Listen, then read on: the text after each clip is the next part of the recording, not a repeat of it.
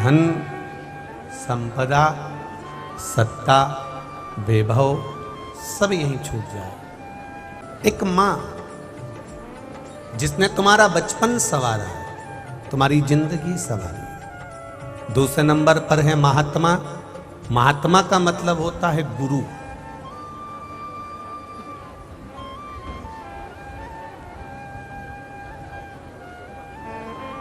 जो कभी तुमसे मिला भी नहीं ना, तो भी कभी तुम्हारी जिंदगी के लिए बुरा ना सोचे। महात्मा का मतलब ये नहीं होता कि केवल एक कोई वस्त्र धारण कर लिए है, कोई वस्त्र पहन लिए, या तिलक लगा लिया, या अपन ने कोई आसन ग्रहण कर लिया। महात्मा का मतलब वो नहीं है। महात्मा का मतलब होता है जिसकी आत्मा के अंतर्गत कभी कपट आया ही नहीं।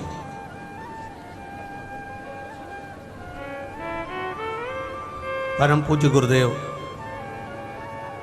महंत श्री रामशरण दास जी महाराज, श्री राम मंदिर कंजरी, जब हम पहले दिन कंजरी में आए तो हालोल में जिग्नेश भाई के यहाँ जब हम रुके तो आदरणीय गुरुजी से मिलना हुआ। मिलने के बाद में हम राम मंदिर गए तो राम मंदिर पर बैठे चर्चा चल रही थी। उस समय आदरणीय विधायक जी परमार जी भी वहीं पर थे, तो बात चल रही थी। तो उसमें एक बड़ी विचित्र बात राम जानकी मंदिर की हमको ज्ञात हुई कि महाराज परम पूज्य गुरुदेव महंत श्री रामशरण दास जी महाराज का भाव बता रहे थे। तो कह रहे थे, गुरुजी आपके गुरु जो हुए हैं वो गुरु, और उनके भी जो गुरु हुए हैं उन्होंने इस मंदिर का एक नियम बना कर रखा है कि किसी के दरवाजे पर जाकर हाथ नहीं फैलाना। राम जी महाराज खुद खींच कर बुलाएगा और अपना काम कराएगा स्वयं।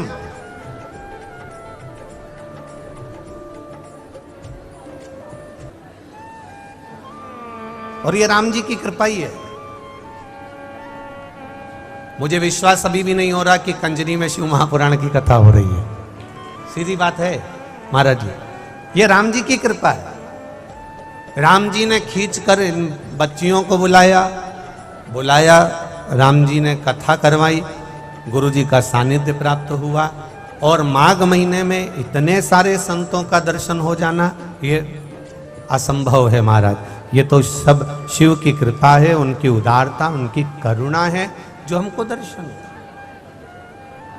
करा। वो रहा, करने वाला भी वो।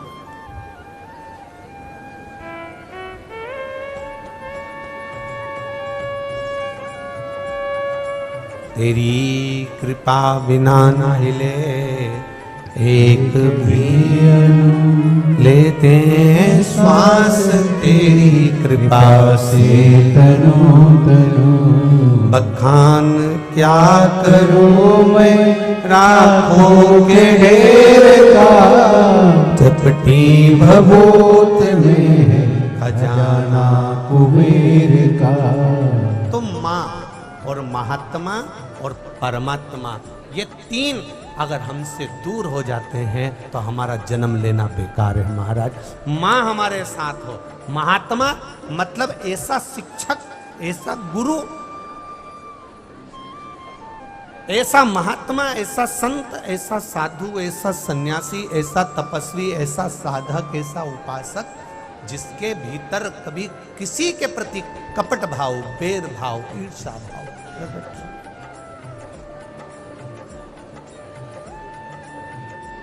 महात्मा का सबसे बड़ा लक्षण है महाराज, भीतर से किसी के प्रति भेदभाव।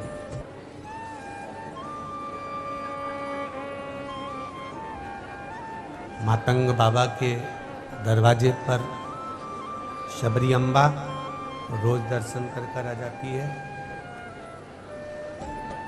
जहाँ से मातंग बाबा निकलते हैं, शबरी अम्बा रोज बुआरी लगा देती है, रोज पुष्प की पंखड़ियाँ बिखेर देती है, और रोज उन पुष्पों की रंगोली डाल देती है शबरी अम्बा।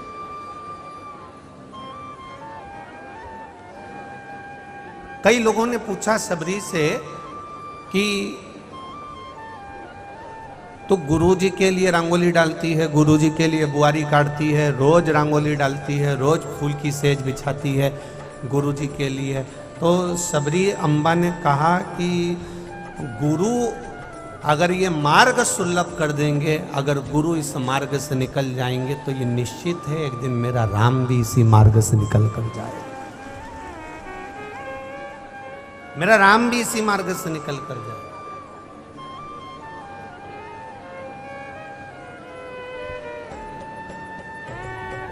एक श्रेष्ठ महात्मा का लक्षण होता है कि वो कभी द्वेष रखता ही नहीं है, कभी कपट भाव उसके हृदय में आता ही नहीं, उसकी चित्त वृत्ति में कभी कोई गलत भाव प्रकट ही नहीं होता।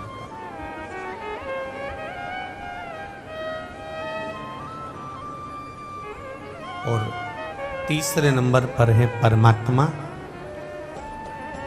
बचपन में माँ का होना जरूरी है, जवानी अधेड़ी में महात्मा का होना, शिक्षक का होना, गुरु का होना, संत का होना हमारी जीवन में जरूरी है।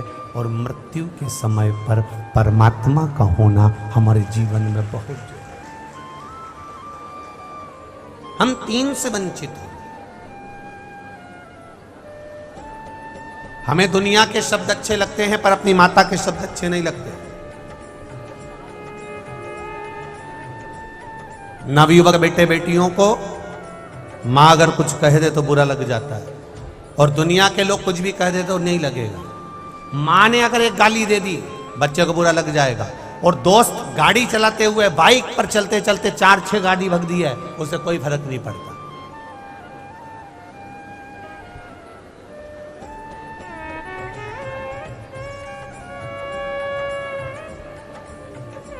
कह दिया ना माने, ठीक है। अब शब्द कह दिया ना माने, ठीक है। हो सकता है हमारी मां हमारे लिए हमारी जिंदगी को संवार रही। ये जितने भी हमारे सामने कहीं ना कहीं अगर विवाद आते हैं, कोई ना कोई बात आती है, तो समझ लेना चाहिए ये पूर्व का कोई बंधन होगा जिसके कारणवश आज हमको ये सब सहना पड़ रहा है। ये विचार कर लेना चाहिए। मां बचपन को संवारने वाली होती है, जवानी अधेड़ी को संवारने वाला शिक्षक सदगुरु संत महात्मा होता है, और बुढ़ापे को संवारने वाला परमात्मा का नाम होता है जो अंत समय में संवार, अंतिम बिंदु संवरना चाहिए। बचपन गया जाने दो, जवानी गई जाने दो, अधेड़ी गई जाने दो, पर बुढ़ापा मत बिगड़ने देना। जिसका बुढ़ापा बिगड़ गया उसका जीवन नरक हो गया। घर पे से तुम कैसे भी फोटो खिंचवाने वाले के यहां चले जाओ, गए हो फोटो खिंचवाने कभी? अरे बोलो तो जम के गए हो ना। घर से कैसे भी जाओ तुम फोटो खिंचवाने वाले के यहां, चाहे तुम तैयार होके चले जाओ, जूड़ा बांध के चले जाओ, साड़ी वाड़ी पटली मटली सब लगा लोगों के बढ़िया तैयार मैयार होके 1 घंटे तक पेंसिल से लाइन खींच के और डब्बा भर के और नैनों को नीला पीला करके कत्थाई करके और 2 घंटे तक धागे से निपटा के तुम भले तुम तैयार होकर कितने भी फोटो वाले के चले जाओ, पर फोटो वाला जब फोटो खींचता है ना तो तुमसे कितने भी तुम तैयार हो जाओ, कितने भी तुम श्रृंगार कर लो, उसके बाद भी फोटो वाला तुमसे खटका दबाने से पहले कहता है स्माइल प्लीज। अब देखो तुम कितने चतुर हो। हमने कहा ना गुजरात में थोड़ी बहुत कथा तो नीवी बच्चों के चल जाएगा, सब समझ जाते। वो स्माइल प्लीज कर,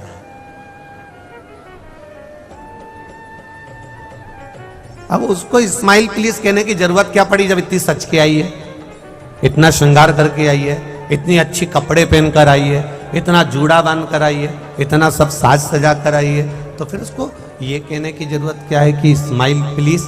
क्योंकि उसको मालूम है ये सब जितना श्रृंगार करा है, जितना कपड़े पहने हैं, ये किसी काम का नहीं। अगर तुम्हारे चेहरे पर स्माइल नहीं है तो वो किसी काम का नहीं, किसी काम का नहीं। मुस्कुराहट, हंसी, चेहरे पर प्रसन्नता, ये परमात्मा ने केवल मनुष्य को दी है। केवल परमात्मा ने मनुष्य को दी। इसके सिवाय, मनुष्य के सिवाय परमात्मा ने स्माइल, प्रसन्नता, मुस्कुराहट, हंसी किसी को नहीं दी, किसी को नहीं। और जितने प्रसन्न हो सकते हो, जितनी प्रसन्नता का जीवन तुम जी सकते हो, जितने आनंद का जीवन तुम जी सकते हो, जितने आनंद से तुम अपने जीवन को जी सकते हो, उतने जी। महाराज, तेरी कृपा बिना न हिले एक भी अणु, लेते हैं श्वास तेरी कृपा से तनो तनो। बखान क्या करूं मैं राखों के ढेर का, चपटी बबोध में है खजाना कुबेर का। हे गंगाधार मुक्तिधार ओमकार तू, भोले ओमकार तू। आयो शरण तिहारी शंभो तार तार तो। ये उसकी कृपा से मिला। आपके चेहरे की प्रसन्नता, आपके चेहरे की स्माइल, ये उस परमात्मा ने केवल मनुष्य को दी, केवल मनुष्य।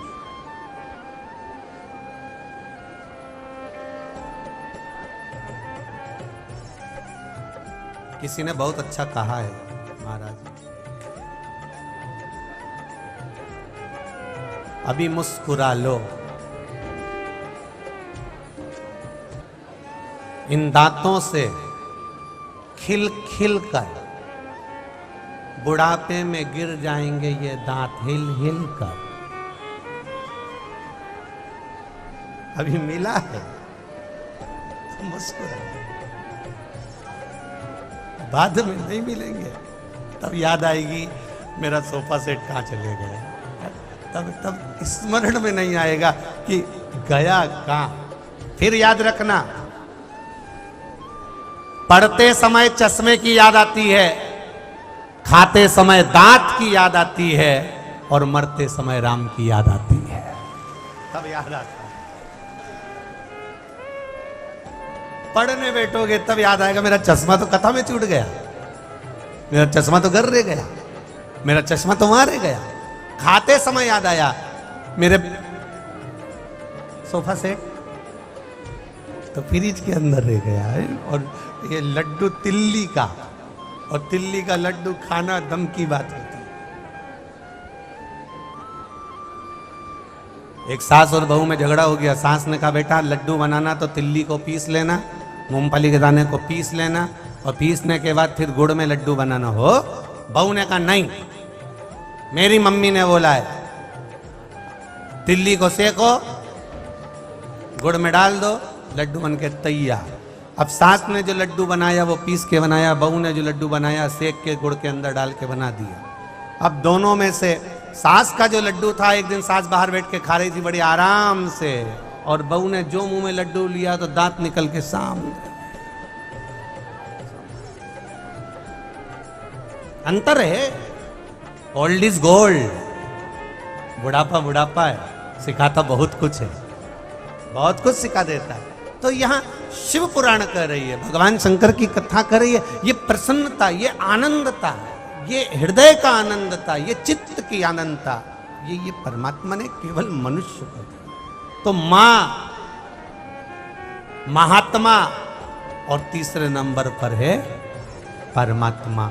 ये तीन का साथ अगर हमारे जीवन में मिला हुआ है तो हमारा मनुष्य का जीवन लेना सार्थक हो गया, हमारा जीवन सार्थक हो गया। मां बचपन को संवारेगी, महात्मा, शिक्षक, सदगुरु हमारे जवानी और अधेड़ी को संवारेंगे, और परमात्मा अंत बिंदु को, अंत समय को संवार लेता है। फोटो वाला कपड़े को देखकर फोटो नहीं खींचता, तुम्हारे चेहरे को देखकर फोटो नहीं खींचता। फोटो वाला बटन दबाता है, बस इतना जरूर कहता है, स्माइल प्लीज। क्यों कहता है कि तुम थोड़ा सा मुस्कुरा दोगे तो ये फोटो अच्छा आ जाएगा। अच्छा आ जाएगा तो तुम दूसरे को दिखा सकते हो। और मालूम पड़े उसने कहा स्माइल प्लीज, और तुम एकदम धापो की बाई की तरह बैठ गए या गुस्से में लाल होकर बैठ गए, फोटो बिगड़ गया। फोटो बिगड़ गया, तुम किसी को नहीं दिखा पाओगे। उसी तरह जैसे फोटो वाला बस बटन दबा रहा है, एक क्षण लगती है बटन दबने में, कितनी देर, एक क्षण बटन दबी, फोटो खिंच गया। उसी तरह मरने में भी बस बटन दबेगी, उतनी देर में बस। ये बटन का ही खेल है कि फोटो वाला कहेगा स्माइल प्लीज, तुम मुस्कुराए, बटन दबी, फोटो खिंच गया। फोटो खिंच गया, अच्छा आया, सबको दिखाया। और मरते समय वो परमात्मा भी कहेगा, जिस महात्मा की शरणागति में तुम बैठे हो, जिस माँ के पास में तुम बैठे हो, उसने तुम्हें सिखा दिया कि मरते समय राम कह लेना, कृष्ण कह लेना, शिव कह लेना, भगवान का नाम ले लेना। क्यों? वो बटन दबाने वाला फोटो खींचने के लिए तैयार होगा, पलंग पर पड़े होगे, वेंटिलेटर पर पड़े होगे, आईसीयू में पड़े होगे, या कहीं किसी भी तरह से तुम्हारे प्राण छूट रहे होंगे, अंतिम बिंदु चल रहा होगा, कैमरा लेकर मेरा महादेव खड़ा होगा, बटन दबाएगा, उस समय पर बस तुम्हें स्माइल देना है। स्माइल से मतलब है राम कहना है, कृष्ण कहना है, शिव कहना है, और अपना फोटो सुधार लेना है, मतलब अपना जन्म सुधार लेना है। फिर वापिस जन्म नहीं होगा, पुनरपि जननम पुनरपि मरणम के प्रपंच से हम छूट जाएंगे। फिर केवल हमारा कोई जन्म नहीं, फिर हम परमात्मा की शरणागति में पहुंच जाएंगे। सुधारो अपने आप।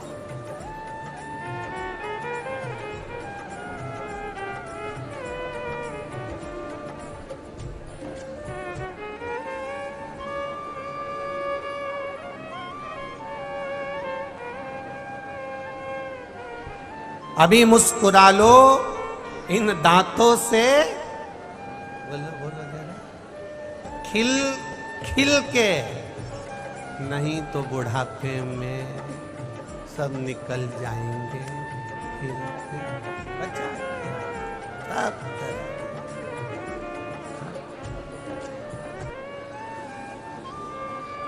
भजन की चित्तता, मुख में हो राम नाम, राम सेवा हाथ में, तू अकेला नहीं प्यारे राम तेरे साथ में।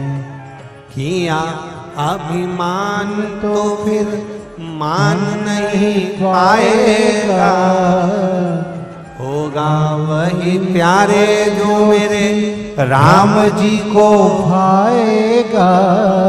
फल आशा त्याग शुभ काम करते रही, जाई विधि राखे राम ताई विधि रही। नाता एक राम जी से, सुन लो कंजरी वालों, नाता एक राम जी से, दूजा नाता छोड़ दे। और रिश्ता एक भोलेनाथ से, दूजा रिश्ता जोड़ ले। साधु संगे राम रंग अंग अंग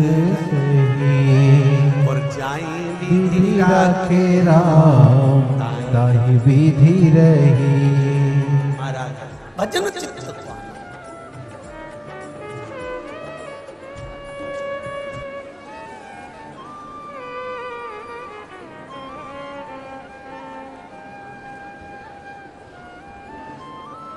महाराज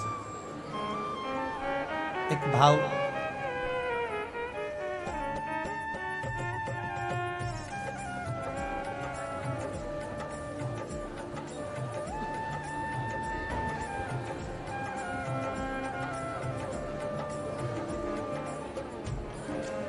परमात्मा का जब तक दर्शन ना हो, आप में से कई लोग ऐसे होंगे जो शिव महापुराण की कथा जब तक सुनते नहीं है तब तक उनका दिल लगता नहीं। कई बैठे होंगे ऐसे है। आस्था चैनल पर भी जितने लोग सुन रहे हैं, जितने लोग मोबाइल पर,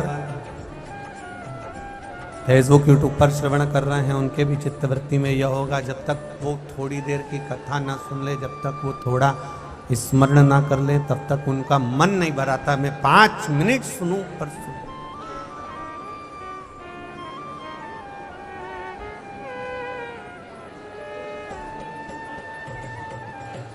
जैसे कि भक्तों ने भाव से कहा, बड़ा भाव,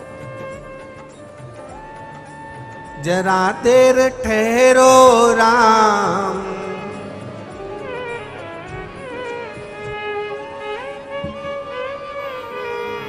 तमन्ना यही है, अभी हमने जी भर के देखा नहीं है। महाराज, माँ, महात्मा और परमात्मा, ये तीनों हमारी जिंदगी को संवारने, इनसे यदि हम विमुख हो गए, अगर हम इनसे विमुख हो गए, इनसे हमने दूरी बना ली, इनसे हम विमुख हो जाते हैं, इनसे हम दूरी बना लेते हैं, तो वो श्रेष्ठता नहीं है। मां बचपन को संवार देगी, जवानी अधेड़ी को महात्मा गुरु शिक्षक संवार देंगे, और अंत अवस्था में भगवान का नाम हमको संवार देगा। फिर जन्म मरण के प्रपंच से छूटा।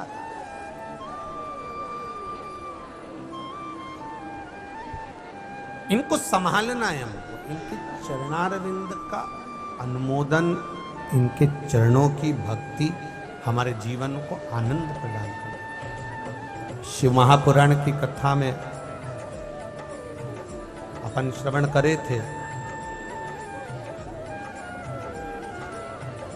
कल चरित्र चल रहा था काश्मीर प्रदेश के देवव्रत नाम के ब्राह्मण की बेटी का।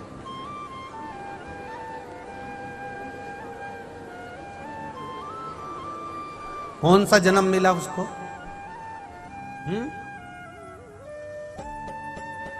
स्वान, एक कुतिया का जन्म मिला उसको। कितना दुखी होगा वो पिता,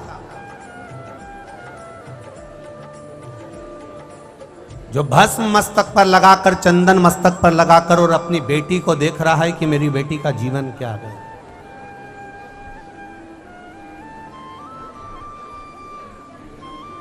बहुत मेरा पहले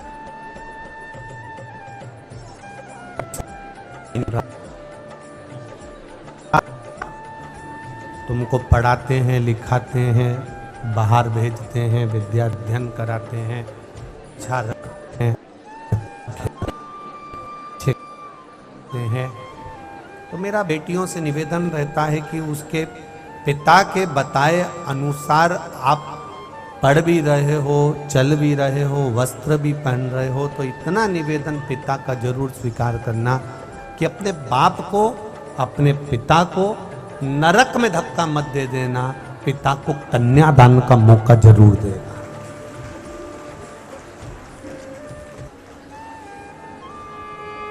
अपने पिता को कन्यादान का मौका दो। देवव्रत ब्राह्मण की कथा कह रही है कि बेटी गलत जगह चली गई।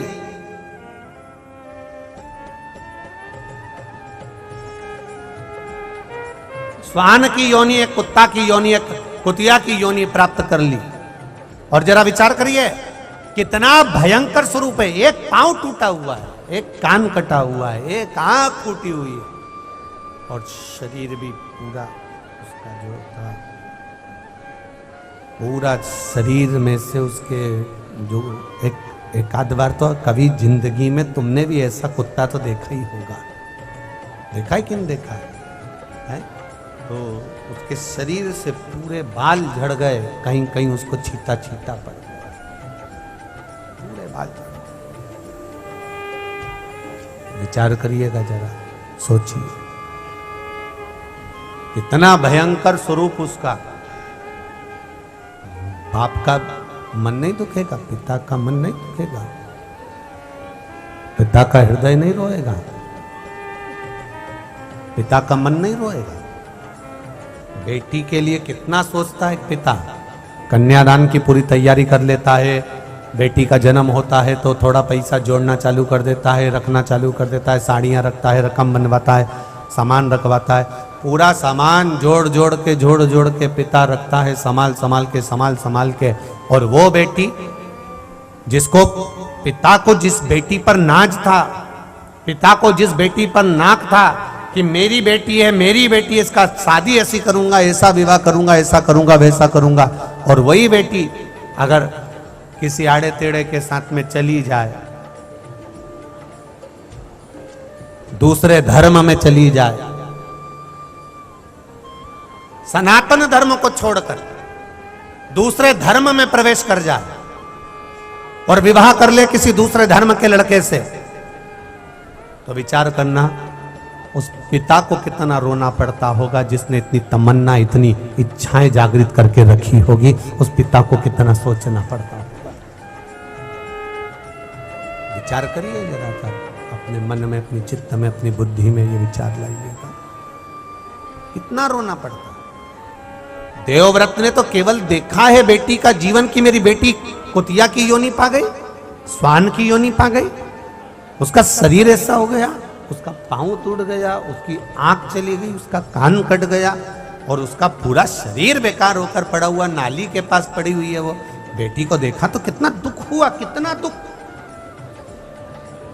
जिस बेटी को गोदी में पाला पोसा बड़ा करा, अच्छे एजुकेशन दी, अच्छा कॉलेज दिया, अच्छा स्कूल दिया, अच्छी ट्यूशन, अच्छी कोचिंग दी, अच्छे कपड़े दिए, अच्छा वैभव दिया, और वो बेटी किसी ऐसे वैसे के साथ में, कहीं गाड़ी सुधारने वाले के साथ में, कहीं किसी के साथ में, कहीं किसी दूसरे धर्म में चली जाए, जो कभी किसी गंदे भोजन को हाथ नहीं लगाती थी, उसको वो गंदा भोजन बनाना पड़ जाए।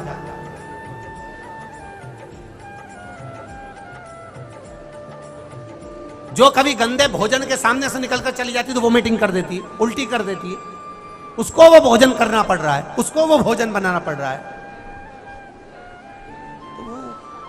बाप कितना दुखी होता होगा, सोचो कि मेरी बेटी की किस्मत कहां लेकर गई, क्या सोचा था इसके, कितना विचार करा था इसके लिए, और कहां पहुंच गई।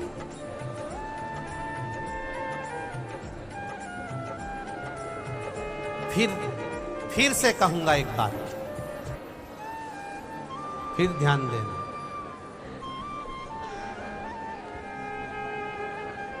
वक्ता और वक्त दोनों समझाते हैं। वक्ता से समझ गए तो बुरा वक्त नहीं देखना पड़ेगा, और अगर वक्त ने समझाया तो रो रो के समझा।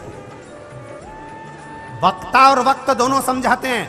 वक्ता व्यासपीठ पर बैठकर समझाएगा, वक्ता माइक पकड़कर समझाएगा, वक्ता गादी पर बैठकर समझाएगा कि तुम्हारा बुरा वक्त ना आ जाए। इसलिए वक्ता के कहने पर अगर तुम संवर गए, सुधर गए, तो तुम्हारी जिंदगी सुधर गई, नहीं तो तुम वक्त का इंतजार करोगे तो वो वक्त तुमको ऐसा सुधारेगा कि ना बाप के घर जा पाओगे, ना किसी के पास जाके रो पाओगे। उसको समझो, उसको संभालो।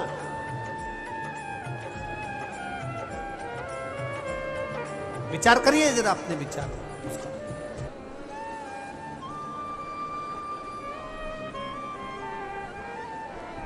हम उसको देखें, हम उसको समझें, हम उसको संभालें। हमारे चित्त को, हमारी वृत्ति को, हमारे मन को हम केंद्रित करें इस बात के लिए कि देवव्रत ब्राह्मण है, काशी प्रदेश में रहता है, अपनी बेटी का चरित्र देखना था, भगवान शंकर का उसने भजन किया, तब करा कि मुझे अपनी बेटी का जीवन देखना है। जो बेटी को मैंने कन्यादान करा था, कन्यादान करने के बाद भी वो नहीं सुधरी, उसका जीवन नहीं सुधरा। मैंने बहुत समझाया, उसको बहुत समझाया, पर संभरने कोई तैयार नहीं, सुधरने कोई तैयार नहीं। तो मैं करूं क्या? वो सुधर ही नहीं रही, तो मैं क्या कर सकता?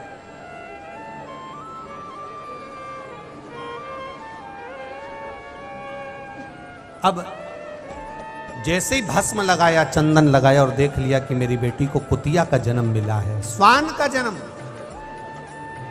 और वो स्वान भी ठीक नहीं,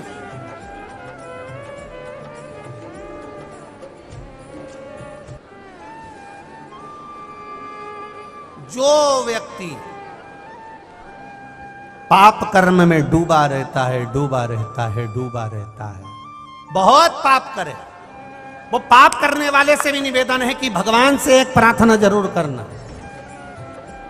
और आप भी सुन लो रे कंजरी वालों जरा अच्छे से, और हालोल वालों, और जितनी मेरी जीजी ऑन बैठी और जितने मेरे जीजा ऑन बैठी, सब अच्छे से समझ।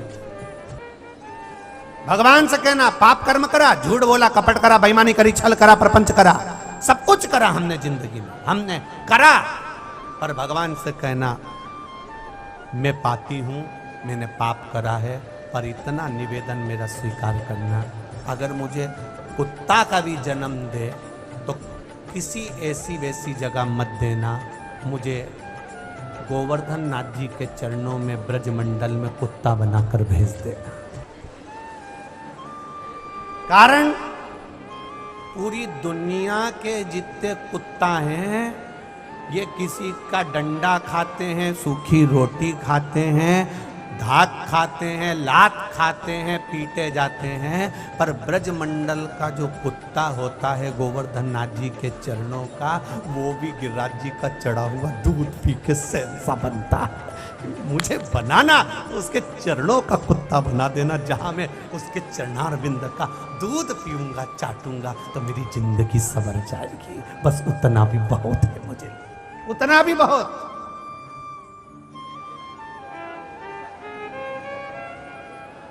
बहुत विरोध करते हैं दुनिया के लोग, यहाँ तो संत महात्मा बैठे हैं, मेरा ज़्यादा बोलना उचित नहीं है, क्योंकि महात्मा हैं, उनकी वाणी बड़ी प्रबल होती है। कल भी अपन ने एक महात्मा जी की वाणी सुनी, बड़ी जोरदार थी, तो इनके सम्मुख में कुछ कहूँ, पर हमारा शास्त्र कहता है, कई लोग विरोध करते हैं, कई लोग विरोध करते हैं, शंकर जी पे दूध चढ़ाना उत्तम नहीं है, दही चढ़ा दिया, शहद चढ़ा दिया, पंचामृत चढ़ा दिया, ये चढ़ा दिया, वो चढ़ा दिया, शिव जी को ये चढ़ा दिया, वो बहकर नाली में जा रहा है, वो बहकर गटर में जा रहा है, वो बहकर उधर जा रहा है। अरे उनको कितना समझाओ कि वो बहकर अगर बाहर जा रहा है तो मेरे शंकर जी का एक नाम है पशुपति नाथ। अगर उसके ऊपर चढ़ा हुआ केवल मनुष्य मनुष्य खाता, उसके ऊपर चढ़ा हुआ दही केवल मनुष्य पीता, उसके ऊपर चढ़ा हुआ दूध केवल मनुष्य पीता, तो वो मनुष्य का नाथ होता। फिर उसका नाम पशुपति नाथ क्यों हुआ? क्योंकि जो चढ़ा हुआ बाहर जाता है उसको कोई जीव, कोई जानवर, कोई कुत्ता भी खा लेता है, तो पशुओं का नाथ, वो साधारण नहीं है हमारा। उसका नाम पशुपति नाथ है, वो पशुओं के लिए भी बहुत कुछ देता है। एक जरा सा उसने डमरू बजाया और 33 कोटि देवताओं को पशु बना दिया और खुद उसका नाथ बनकर बैठ जाता है वो पशुपति नाथ। साधारण नहीं हो सकता वो। शंभु शरण मांगू घड़ी रे घड़ी, दुख काटू दया करी दर्शन आपो। वो साधारण नहीं है, उसका नाम पशुपति नाथ। अच्छा ज्ञान देने वाले बहुत मिलेंगे तुमको। कभी तुम शॉपिंग मॉल में शॉपिंग कर रहे हो, कभी किसी ने पूछा तुमसे काहे के लिए शॉपिंग कर रहे हो? अरे बोलो तो रही जीजी हो। कभी कोई ने बोला? कपड़े की दुकान पे कपड़ा खरीद रहा हो, किसी ने पूछा तुमसे इतना महंगा कपड़ा क्यों खरीद रही हो, ये कपड़े क्यों खरीद रही हो? कभी तुम घड़ी की दुकान पर खड़े हो, घड़ी ले रहे हो, तो मुझे किसी ने कहा घड़ी क्यों ले रही हो? कभी तुम चाउमीन खा रही हो, पानी पतासा खा रही हो, छम्मक लड्डू खा रही हो, ढोकला खा रही हो, कभी किसी ने पूछा तुमसे ये क्यों खा रही हो? बस केवल एक जगह ऐसी होती है, सनातन धर्म की जगह, भगवान का भजन कीर्तन दान पुण्य स्मरण, जहां पर लोग तुम्हें टोका करते हैं। सुंदरकांड में जाके क्या करोगे, राम मंदिर जाके क्या करोगे, शंकर मंदिर जाके क्या करोगे, शिव जी पे जल चढ़ा के क्या करोगे, धतूरा चढ़ा के क्या करोगे, क्या होता है उससे, क्या होता है उससे? और कपड़ा लेने से क्या होता है, सामग्री लेने से क्या होती है, फिल्म देखने से क्या होता है? दुनिया के लोग अगर आपको ज्ञान देंगे तो केवल सनातन धर्म के विरोध पर ही देंगे।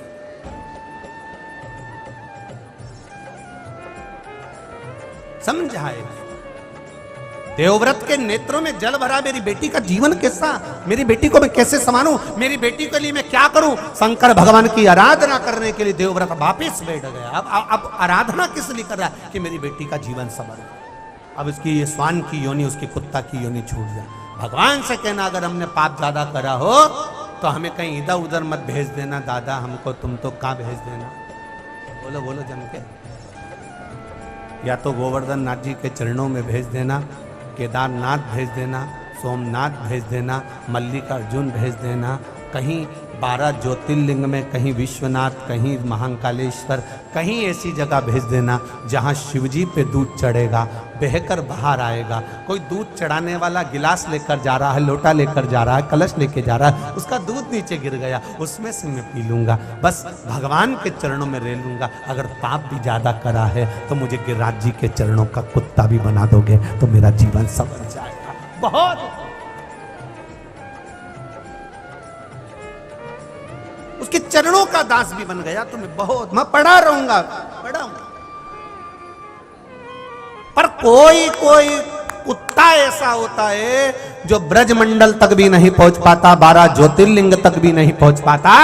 वो कहीं ना कहीं रोड पर, गांव में, खेड़े में सड़ता रहता है। उसका शरीर दुबला हो जाता है, उसकी हड्डियां दिखने लगती है, उसका पूरी खाल निकल जाती है, उसके पूरे रुए झड़ जाते हैं और विकलांग हो जाता है, पड़ा है, तड़प रहा है। जाने वाला व्यक्ति जब जब उसको देखता है तब तब उसको दया आती, कितना बेचारा का कैसा हाल है, कैसा है वो, कैसा है वो, उसको समझो। उस नारी ने केवल एक गलती कर दी थी, देवव्रत ब्राह्मण की उस बेटी ने एक गलती कर दी थी कि एक शादीशुदा जिंदगी को नाश कर दिया था।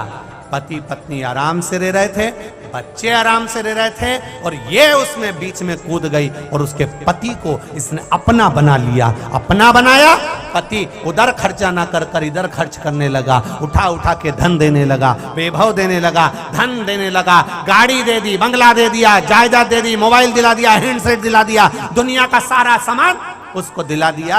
अब उसने मनुष्य की देह में तो भोग कर लिया, मानव के शरीर में तो भोग कर लिया, खूब कटे हुए सेवफल का मोबाइल चलाया, खूब चलाया कटे हुए सेवफल का मोबाइल, क्या बोलते हैं उसको, हाँ समझ जा, बस तुम उत्ते में समझ गए। खूब चलाया, तगड़ी भी पहनी, आधा किलो चांदी की, पाँव में पायल पहनी चांदी की, क्योंकि वो दे रहा था। जिसने अपनी पत्नी को नहीं दिया तेरे को भर दिया, पूरा उठा उठा कर। बच्चे भूख से बिलबिला रहे हैं, बच्चे तड़प रहे हैं, पापा स्कूल में फीस जमा करना है, पापा ट्यूशन की फीस देना है, मेरे पास नहीं है, मम्मी से ले ले। और वो दूसरे के बच्चे के फीस भरने चल रहा है। वो कह रही है यहां बैठ जाओ, वहां बैठ गया, वहां बैठ जाओ, वहां बैठ गया। समझ लेना, जो नारी और जो पुरुष ऐसी स्थिति में रहता है तो उसको समझ लेना चाहिए कि तेरा क्या होगा रे कालिया। समझ, बस ये जो तुम्हें रोड पे खजियारा कुत्ता मिले ना, उसका फोटो खींच लेना और फोटो खींच के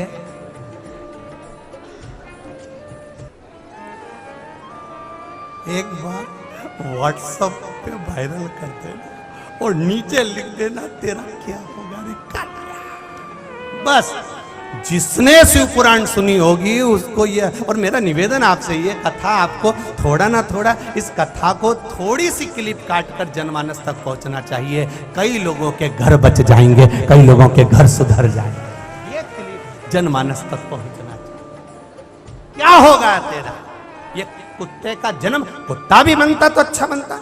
कोई कोई कुत्ता इतना अच्छा रहता है कि 4 व्हीलर गाड़ी में घूमता है। बोलो रे कंजरी वालों, सही है। कोई कोई कुत्ते की किस्मत इतनी अच्छी रहती है कि घर का व्यक्ति अपने बच्चे को कभी छीछी नहीं कराता पर कुत्ते को कराता है। ये तो कुत्ते की किस्मत है।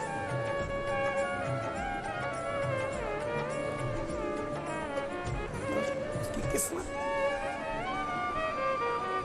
कोई कोई कुत्ता रोटी के साथ साथ ऐसा डब्बा आता है कुत्ते को खिलाने का, 700 रुपए का, 800 रुपए का, 900 रुपए का, और बिस्कुट भी आता है। कोई कोई कुत्ता इतना वीआईपी रहता है उसको वो मसाला अलग से, चटनी, कितना वीआईपी। और कोई कोई कुत्ता ऐसा रहता है नाली के किनारे रोड पर, शरीर से खाल निकल गई, दुबरा हो गया, पूंछ के भी बाल सब चले गए, ऐसा दुबरा पतरा, पांव टूट रहा है, शरीर बेकार। तो इसको पहचान के इसका फोटो खींच के फिर भेज देना कि जो अपनी पत्नी को और जो अपने पति को धोखा देता है उसका यही हाल होता है।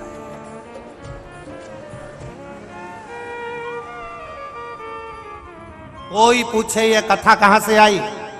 स्कंद पुराण में काशी खंड के अंतर्गत जो वर्णन किया गया है, 2 कथाएं स्कंद पुराण में बड़ी भारी आई है महाराज, मनुष्य देह को सुधारने की, संवारने की।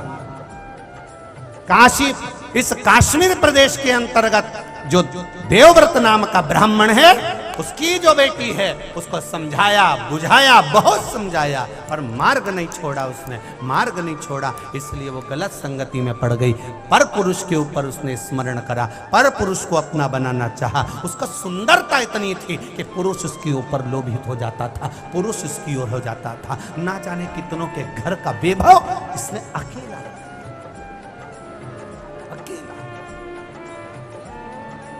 दिला देगा। वो तुमको तुम्हारी सुंदरता के चक्कर में वो तुम्हें हैंडसेट दिलाएगा, तुम्हारी सुंदरता के चक्कर में पायल दिलाएगा, तुम्हारी सुंदरता के चक्कर में कपड़ा दिलाएगा, तुम्हारी सुंदरता के चक्कर में सब कुछ दिलाएगा। पर तुम इस बात का अंदाजा लगा रखना कि ये सुंदरता केवल मनुष्य के देह तक रहती है। मनुष्य का देह छूटने के बाद जब अगला जन्म होगा, 84 लाख योनियों में 20 लाख योनि तो केवल ये पेड़ पौधे की है, केवल पेड़ पौधे की। और उसमें भी पेड़ पौधे भगवान से प्रार्थना करते हैं, हमको फल वाला मत बनाना, हमको फल वाला मत बनाना। जो दूसरे का धन हड़प जाते हैं, दूसरे की जायदाद खा जाते हैं, दूसरे का पैसा खा जाते हैं, दूसरे की प्रॉपर्टी खा जाते हैं, दूसरे का सामान खाकर बैठ जाते हैं, उनको भगवान आम का पेड़, बेर का पेड़, कबीट का पेड़, फल वाला पेड़ बना देते हैं। क्यों बनाते हैं? कई लोगों को बड़ी प्रसन्नता होती है, आम का पेड़ कितना सुंदर, बेर का पेड़ कितना सुंदर, भगवान उसको फल वाला पेड़ बनाते हैं। क्यों बनाते हैं? क्योंकि तूने दूसरे का खाया है, इसलिए अब पत्थर खा और आम तोड़ने वाला धर के जो आम के पेड़ पे चढ़ा, केरी को तोड़ने के लिए पत्तों को नोच रहा है, डालियों को नोच रहा है, बेर तोड़ रहा है, उसको कष्ट पर कष्ट हो रहा है, रो रहा है, बिलख रहा है। 20 लाख योनि, 84 लाख योनि में 20 लाख योनि तो वृक्ष की है। भगवान से प्रार्थना करता रहता है, आम का पेड़, बेर का पेड़, फल वाला पेड़, नारियल का पेड़, ये सब भगवान से प्रार्थना करते। हमको बनाना था तो दूबा बना देते, घास बना देते, साधारण बना देते। लोग हमें पत्थर तो नहीं मारते, लोग हम पर चढ़ते तो नहीं, हमको नोचते तो नहीं, हमको खींचते तो नहीं। प्रभु कृपा कर दो, दयालु करुणा कर दीजिए, कृपा कर दीजिए। भगवान नहीं कर। 84 लाख योनि में 20 लाख योनि पेड़ पौधे की है, 20 लाख योनि में भी जो आखिरी वृक्ष की योनि है वो बेलपत्री, पीपल, बड़, आंवले की है। ये योनि पाने के लिए भी जीव भगवान से प्रार्थना करता, हमको बेलपत्री का पौधा बना देना। क्यों? अगर किसी बेलपत्री के पौधे की बेलपत्र उतरकर देवाधिदेव महादेव को चढ़ जाती है तो वो बेलपत्री का पौधा कुंवारा नहीं रहता, उसकी महादेव के साथ शादी हो जाती है और वो दूसरे लोग को चला जाता है। वो कहता है बेलपत्र का पौधा बना देना। इसलिए आपको कहा था कि अपने आनंद के साथ में, अपने जीवन के साथ में एक बेलपत्री का पौधा जरूर लगाओ। क्यों? तुम अगर मर भी गए, तुम्हारे प्राण छूट भी गए, वो बेलपत्री का पौधा अगर लगा रहेगा, वो बेलपत्री का पेड़ लगा रहेगा, उसमें से एक पत्ती टूटकर अगर महादेव को चढ़ गई तो ना जाने कितनी योनियां उसकी कट जाएगी, उसका मोक्ष हो जाएगा, वो शिव तत्व को पाएगा। हम समझाएं।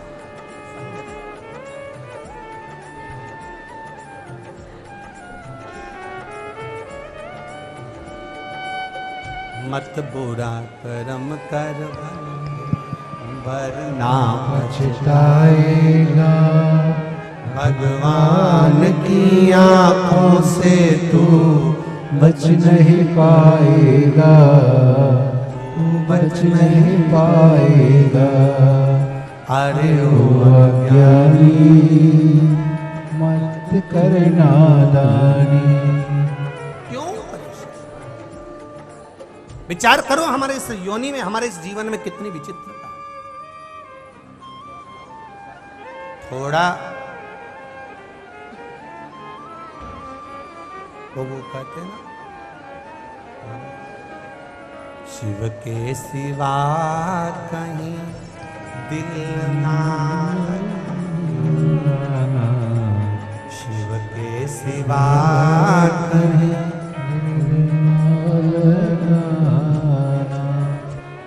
नहीं तो पड़ेगा तुझे आंसू बहाना, शिव के सिवा दिल ना वरना पड़े आंसू बहाना। तुम मत गाना, तुम जरा चुप रहो, इनकी भी तो सुन लूं मैं जरा, बोलो जरा। ये उसी लाइन के लिए। देवव्रत की बेटी ने गलत जगह दिल लगा लिया। तुमसे निवेदन है, सुनो। अरे जितने आस्था पर सुन रहे हो, जितने लोग फेसबुक यूट्यूब पर सुन रहे हैं और जितने कंजरी में सुन रहे हैं, बोलो जरा, शिव के सिवा।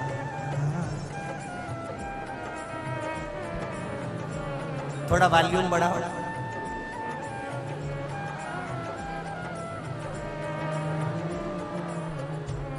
वरना पड़ेगा तुझे, वरना पड़ेगा तुझे आंसू बहाना, शिव के सिवा दिल, प्रभु के सिवा दिल। ये मन, ये चित्त, ये दिल, हृदय लगे परमात्मा। मनुष्य की देह मिली है, बड़ा सुंदर शरीर मिला है, बहुत सुंदर। कितना सुंदर ये मानव का शरीर मिला, कितना सुंदर। पर ये सुंदर शरीर किसी को धोखा देने के लिए या किसी को अपने रूप में फंसाने के लिए नहीं, बल्कि ये सुंदर स्वरूप परमात्मा के चरणों में फंस जाने के लिए मिला है। मिला ये सुंदर।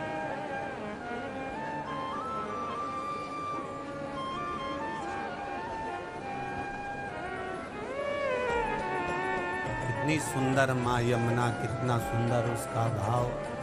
श्रीमद् वल्लभाचार्य जी वर्णन करते हैं, नमामि यमुनाम हम सकल सिद्धि हेतु मुदा मुरारी पद पंकज स्फुंद। कितना सुंदर है, कितनी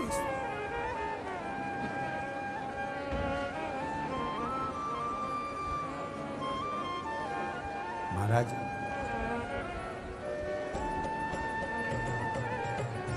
यहाँ तक दुनिया के लोग कहते हैं सुंदरता आपकी ही नहीं, मेरे परमात्मा की सुंदरता सुंदर है। कई लोग कन्हैया को कह देते थे, ओ नंद लला, ओ नंद लला, जो तुम होते नंद लली तो गले कट जात करोड़न। अच्छा हुआ नंदराय जी तुम्हारे घर में इतना सुंदर छोरा हुआ, इतनी सुंदर छोरी हो जाती तो आधे तो बावड़ी में डूब के मर जाते इसके चक्कर। इतना सुंदर है मेरा कृष्ण, मेरा राम, मेरा शिव। 33 कोटि देवी देवताओं में भी सबसे ज्यादा सुंदर है मेरे देवाधिदेव महादेव। गणेश जी कई बार कहते थे एक बार आपका रूप देखना है। ये भस्म लगा के बैठ जाते हो, जटाजूट बांध के बैठ जाते हो, अच्छे नहीं लगते। सबके पिताजी कितने अच्छे लगते हैं। भगवान विष्णु को देखो क्या सुंदर, राम जी को देखो क्या सुंदर, कृष्ण भगवान को देखो क्या सुंदर, इंद्र को देखो क्या सुंदर, वायुदेव, जलदेव, गरुण देव, वरुण देव, जितने देवताओं को देखो सब सुंदर नजर आते हैं। और एक देव अधिदेव महादेव जटा बंधी हुई है, सांप बिच्छू पड़े हुए हैं, भस्म लपेटे हुए हो, ततैये घूम रहे हैं, अच्छे नहीं लग रहे। भगवान गणेश जी ने कहा मुझे एक बार आपका असली चेहरा देखना है, एक बार आपको अच्छा देखना है। भगवान ने कहा मैं रहने दे, मेरे को तो ये पाउडर लगे रहने दे। नहीं मैं को देख। भगवान ने अब की बार गणेश जी का हाथ पकड़ा, ले गए हरिद्वार। हरिद्वार ले जाकर भगवान ने कहा तू असली स्वरूप मेरा देख ही ले। और जो शंकर भगवान नहाने के लिए गंगा में कूदे, कूदते से ही जैसे बाहर निकले और केश भोलेनाथ के जो उन्होंने हिलाते से ही गणेश जी उनको देख के स्तुब्ध हो गए। आते से ही गणेश जी ने चरण पकड़ लिए, जैसे थे वैसे ही हो जाओ। शंकर भगवान बोले मैं नहीं होऊंगा वैसा। गणेश जी गए, चिता भस्म लेकर आए, लाके उन्होंने पिताजी के ऊपर पूरा बोरा उंडेल दिया भस्म का। शंकर भगवान ने पूछा ये क्यों कर रहा है? गणेश जी बोले आप मेरी मैया पार्वती से ज्यादा सुंदर दिख रहे हो और मैं मेरी माता से ज्यादा सुंदर किसी को नहीं देख सकता। अंदर से मुझे जलन हो, ईर्ष्या हो। आप जैसे थे वैसे।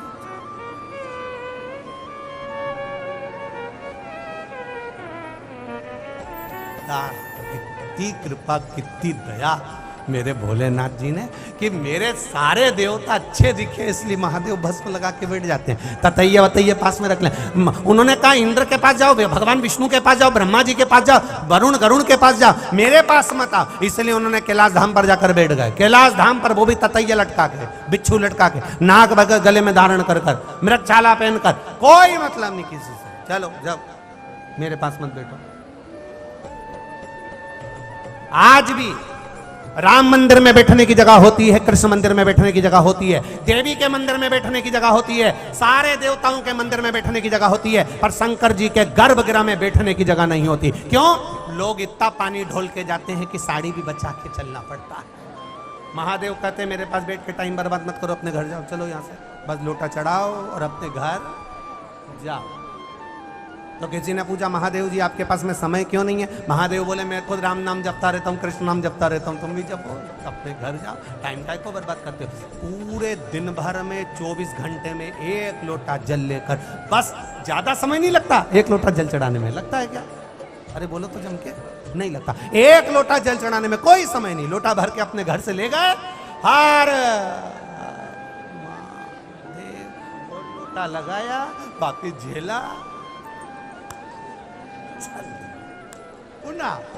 और बचा कुचा था, कोई नहीं देखे तो 3-4 बेलपत्री लोटे के अंदर रख के और ले गए। और नी तो फिर तो आज के समय में शंकर जी के मंदिर में बेलपत्री मिलना बहुत कठिन काम। पहले के समय में जैसे कोई अच्छा व्यक्ति ढूंढना कठिन था, वैसे शंकर जी के मंदिर में बेलपत्री ढूंढना कठिन था, बहुत कठिन।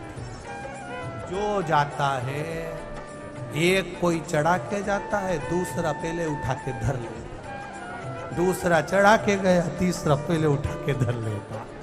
कितनी खुशी होती होगी, कितना प्रसन्नता होती होगी।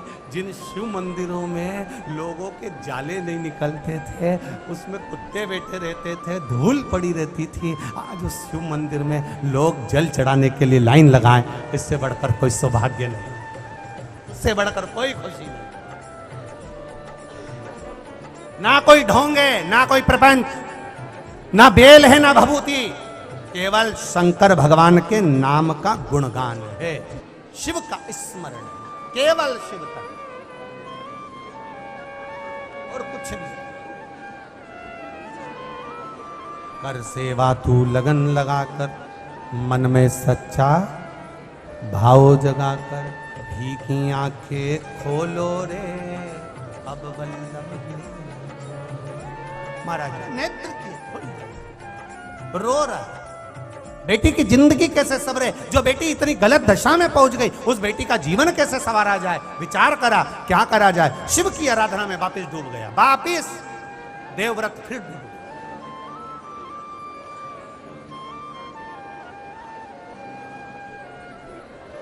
फिर लग गया नमः शिवाय, ओम नमः शिवाय, नमः शिवाय, नमः शिवाय। पहले बोल रहा है पंचाक्षर मंत्र, फिर पीछे से बोल रहा है षडाक्षर मंत्र। क्या बोला? फिर से बोल के बताओ।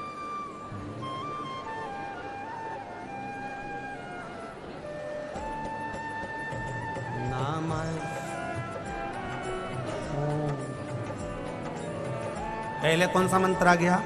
पंचाक्षर। इसके बाद में जैसे ही बोला ओम नमः शिवाय, आ गया षडाक्षर। फिर इसके पीछे आ गया, वापिस बोलो, एक बार फिर से बोलो, नमः ओम नमः शिवाय, नमः शिवाय, नमः शिवाय। महाराज जैसे माताएं मंगलसूत्र पहनती है तो 4 काला दाना है या 2 काला दाना है, उसके बाद में 1 सोने का, फिर 2 काला, फिर 1 सोने का, फिर 2 काला, फिर 1 सोने का। किसी ने पूछा ये मंगलसूत्र में काला दाना क्यों होता है, लाल दाना क्यों होता है, सोने ही सोना क्यों नहीं होता? तो कहा महाराज ये काला दाना पति को बुरी नजर से बचा कर रखता है और मेरा बनाकर बुरी नजर से।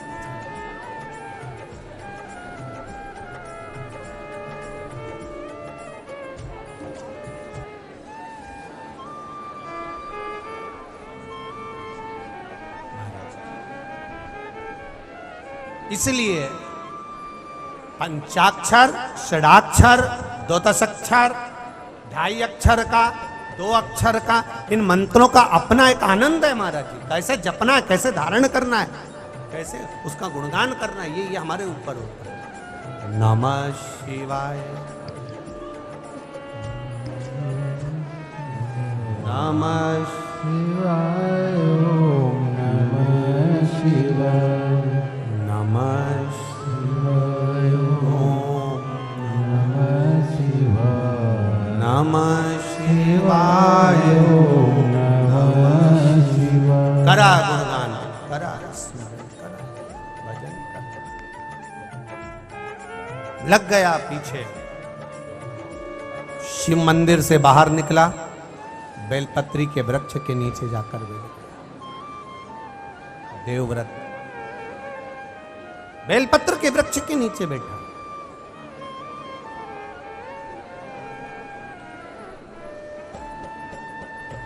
कंजरी में जपा हुआ मंत्र जाप, फिर तीर्थ में जाकर जपा हुआ मंत्र जाप, फिर नदी के तट पर जपा हुआ मंत्र जाप, फिर वन में जपा हुआ मंत्र जाप, फिर किसी वृक्ष के नीचे बैठकर जपा हुआ मंत्र जाप। बहुत अंतर है इनमें, ध्यान दीजिएगा। सभी लोग आस्था चैनल पर कथा सुन रहे हैं, घर घर में कथा चल रही है, प्रत्येक घर में कथा चल रही है, करोड़ों लोग कथा को सुन रहे हैं। आप घर में कथा सुन रहे हो, मना नहीं है, घर में किया गया भजन। कई लोग कहते हैं गुरुजी पशुपति व्रत क्या हम घर में कर सकते? मना नहीं है, पर दिक्कत केवल इतनी सी है कि वो दिया लगाने कहाँ जाओ, कौन से नंबर का दिया, बोलो बोलो जमके। 6ठे नंबर का जो दिया, 5 दिया तो तुम घर के अंदर लगा दोगे, पर वो 6ठा दिया दरवाजे पे लगाने कहाँ जाओ? दिक्कत वहां आई। इसलिए पशुपति व्रत मंदिर में जाकर किया जाए। कोई भी व्यासपीठ से अगर बताया जाता है तो आप लोगों को कहा जाता है कि मंदिर में जाकर करो, मंदिर में पहुंचकर करो, मंदिर में जाकर करो। क्यों? क्योंकि घर में जो शिवलिंग होता है उसकी आराधना, उसकी पूजन केवल आप अकेले करते हो या घर के लोग करते हैं, पर मंदिर में जो शिवलिंग रहता है उसकी आराधना कोई किस भाव से आ रहा है, कोई किस भाव से आ रहा है, उसकी आराधना वो उस भाव से करता है। इसलिए मंदिर के शिवलिंग का जो तपबल है, हमारे यहाँ कहते हैं कि मंदिर का शिवलिंग, फिर वन का शिवलिंग, नदी के तट का शिवलिंग। जैसे अभी आपको कहा कि भजन का बल कंजरी में कर रहे हो, फिर राम मंदिर के अंदर बैठकर कर रहे हो, फिर राम मंदिर के बाद में वन में कर रहे हो, वन के बाद में किसी नदी के तट पर कर रहे हो, नदी तालाब के तट के बाद में फिर किसी जंगल में कर रहे हो, जंगल के बाद में किसी वृक्ष के नीचे बैठकर कर रहे हो। उस तपबल का स्थान देखा जाता है कि तपबल किस जगह का। कभी कभी कथा के पहले में कहा था, आप लोगों ने ध्यान दिया होगा कि ड्राइवर की सीट पर जो जाकर बैठ जाता है, जाने वाले व्यक्ति को नहीं मालूम कि ये ड्राइवर नहीं है, पर कहता क्या है, क्यों ड्राइवर साहब गाड़ी कहां जाएगी? ड्राइवर तो फूल गया, गाड़ी मेरे को चलाना आती नहीं तो भी लोग मुझे ड्राइवर कह रहे हैं, मेरी गाड़ी नहीं है तो भी लोग मुझे ड्राइवर कह रहे हैं और मुझे पूछ रहे हैं। उसी तरह किसी संत की जगह पर, साधु की जगह पर, सन्यासी की जगह पर, तपस्वी की जगह पर, किसी वृक्ष के नीचे, किसी वन में जाकर, किसी नदी तालाब में बैठकर, किसी तीर्थ में बैठकर जब हम तप करते हैं, भजन करते हैं, साधना करते हैं, स्मरण करते हैं, तब उस स्थान का पुण्य हमारे खाते में आ जाता है और हमारा बल बढ़ जाता है, फिर उसका एक आनंद बढ़ जाता है, उसका एक सुख बढ़ जाता है,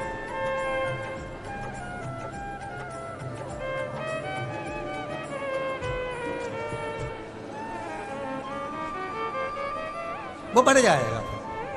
इसीलिए महाराज शिव के सिवा कहीं दिल ना लगाना, नहीं तो पड़ेगा तुझे आंसू बहाना, भोले के सिवा कहीं दिल ना लगाना।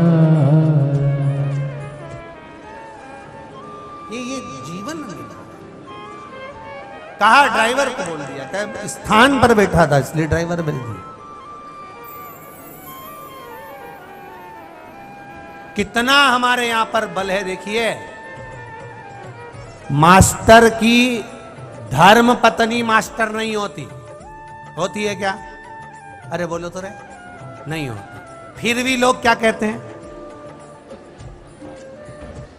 मास्टर नहीं आई, मतलब मास्टर की धर्म पत्नी है। डॉक्टर की धर्म पत्नी डॉक्टर नहीं होती है क्या? नहीं। फिर भी मंच पर बुलाएंगे तो क्या कहेंगे? डॉक्टर साहब एवं श्रीमती डॉक्टर। अब ये तो डॉक्टर थी नहीं, पर डॉक्टर के साथ जुड़ गई तो डॉक्टर नहीं।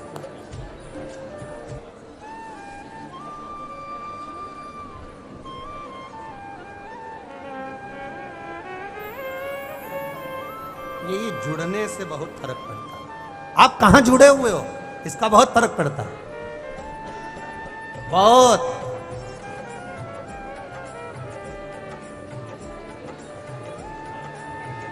आप कहां नैन मिला रहे हो इसका बहुत फर्क पड़ता है। आप किसको देख रहे हो इसका बहुत फर्क पड़ता है, बहुत। एक बार तुम मंदिर में जाकर भगवान को एक टकटकी लगाकर देखना, भगवान को एक टकटकी लगाकर देखते रहना, देखते रहो, देखते रहो, देखते रहो, देखते रहो, देखते रहो, बस उसी को देखते रहो। लोग आते जाते तुमको क्या कहेंगे? कितना धर्मात्मा है, भगवान का कितना भक्त है, भगवान को कैसे निहारता रहता है, दिन भर देखता रहता है। और ऐसी टकटकी लगाकर तुम ये कंजरी की रोड पर खड़े होकर गाड़ी पे और कोई छोरी जा रही हो डीकरी,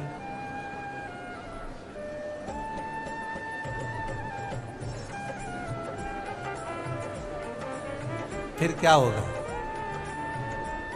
फिर होना जाना क्या है? कुछ नहीं होना है। पीछे जो गाड़ी वाला देख रहा होगा ना, गाड़ी खड़ी करेगा और चप्पल निकालेगा और जो धोना चालू करेगा ना, अब देखो कितना कितना अंतर आ गया।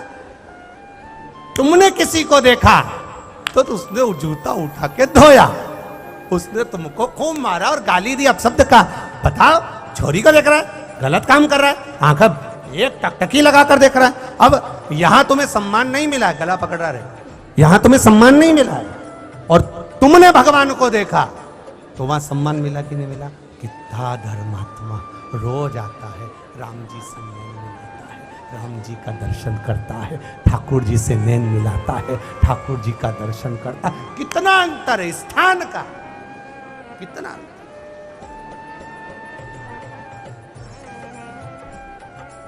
इसीलिए कहते हैं संतों के संग में लाग रे तेरी अच्छी बनेगी। अगर लगे हो अच्छी जगह पर तो अच्छा मिलेगा, बेकार जगह पर लगे हो बेकार मिलेगा। आपकी संगति का कुछ सुख मिले, वो एक आनंद का विषय हो सकता। करो भजन भगवान का, करो कीर्तन भगवान का, करो मंत्र जाप। और जब उस मंत्र जाप में, उस कीर्तन में, उस स्मरण में हम भगवान की भक्ति में जब डूब जाए तो उसका एक आनंद फिर प्राप्त हो जाता है। फिर महाराज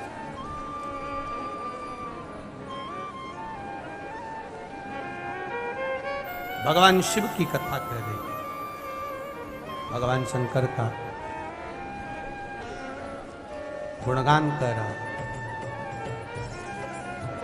भगवान शिव की भक्ति कर रहा है।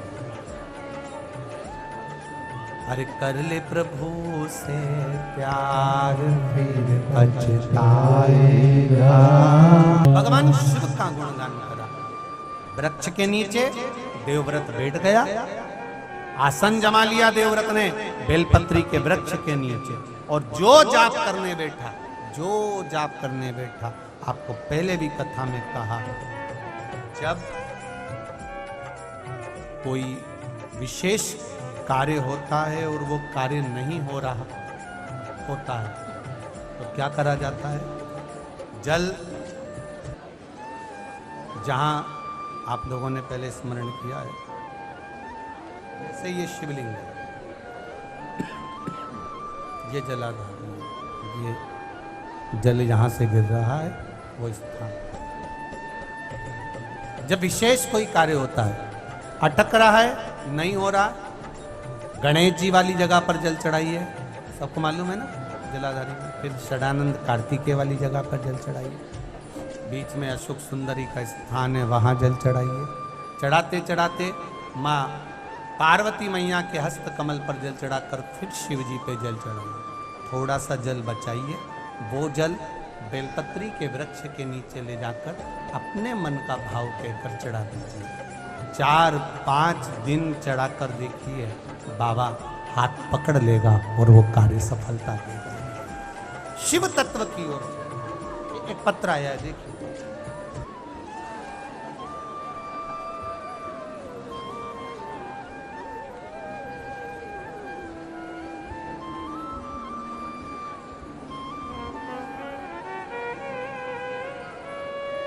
मेरा नाम वैशाली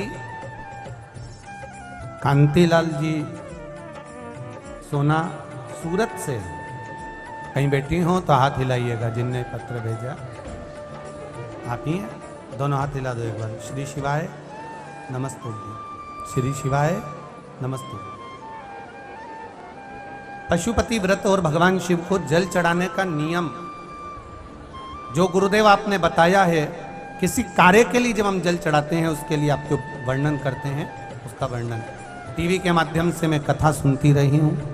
मेरी बेटी मेघना की शादी को 5 साल हो गए थे। डॉक्टर को दिखाया, कोई संतान का सुख का भाव नहीं आया। सारे इलाज करवा लिए, तभी भी संतान का सुख नहीं था। गुरुदेव आप जल चढ़ाने का कुछ नियम बताते हैं, वैसा जल चढ़ाना हमने प्रारंभ करा। बेटी रोज मंदिर जाती, जल चढ़ाती, वो जल का पान करती। सफ़ेद आंकड़े की जड़ वाला प्रयोग करा, पशुपति व्रत को धारण करा, और बाबा की कृपा से आज उसका गर्भ ठहरा हुआ है। ये शिव की कृपा है, ये शंकर की उदान है। बैठिए बहन। हर हर महादेव। एक पत्र और आया, पहले फोटो देख लीजिए। जितने लोग टीवी पर कथा सुन रहे हैं, कोई इंस्पेक्टर जी हैं। अब पत्र जिन्होंने भेजा है, मेरा नाम गुलशन सावड़े है।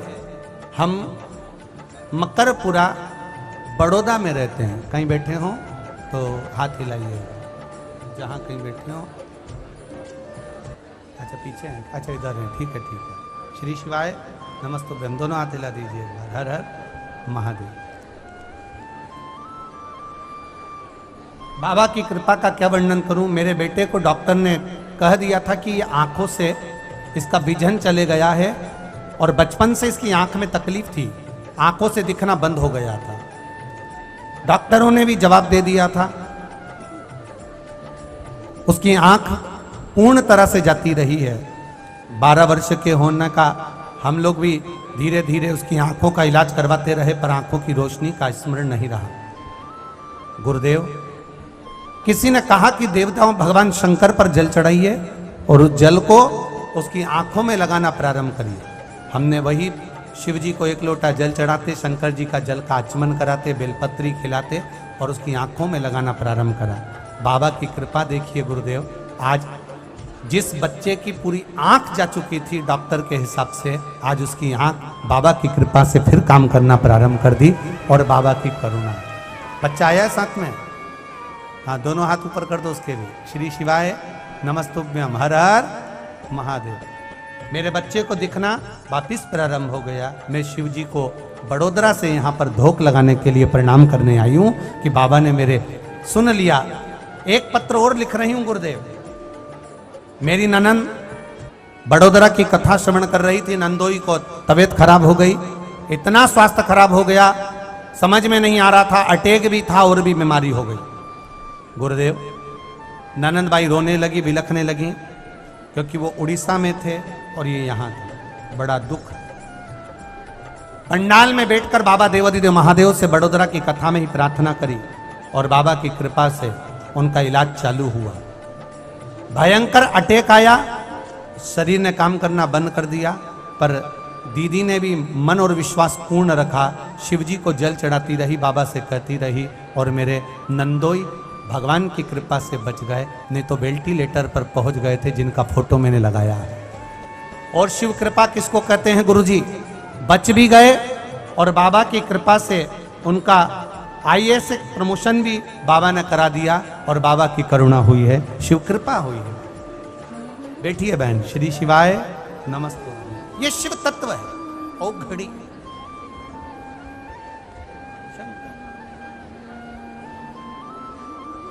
तेरी कृपा बिना न है एक भी अनु लेते हैं श्वास तेरी कृपा से तनो तनो। शिव महापुराण की कथा सुनने वाला, चाहे वो टीवी पर सुन रहा हो, मोबाइल पर सुन रहा हो, चाहे इस कंजरी के पंडाल में बैठकर सुन रहा हो, क्या देगा? ये तो कंजरी वाले अगली कथा में तुम्हारा लेटर वही मिलने वाला। क्या देगा? ये उसकी शिव कथा कर रहे।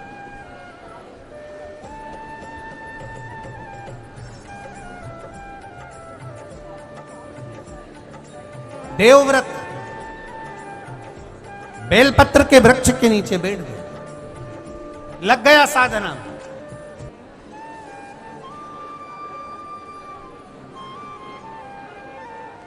अब शिव भक्ति में लग तो गया, डूब तो गए,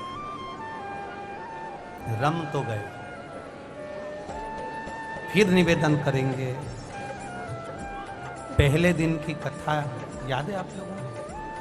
पहले दिन की कथा कारकोट सांप की याद है? किसी ने सुनी थी कि नहीं सुनी? कारकोट नाग सर्प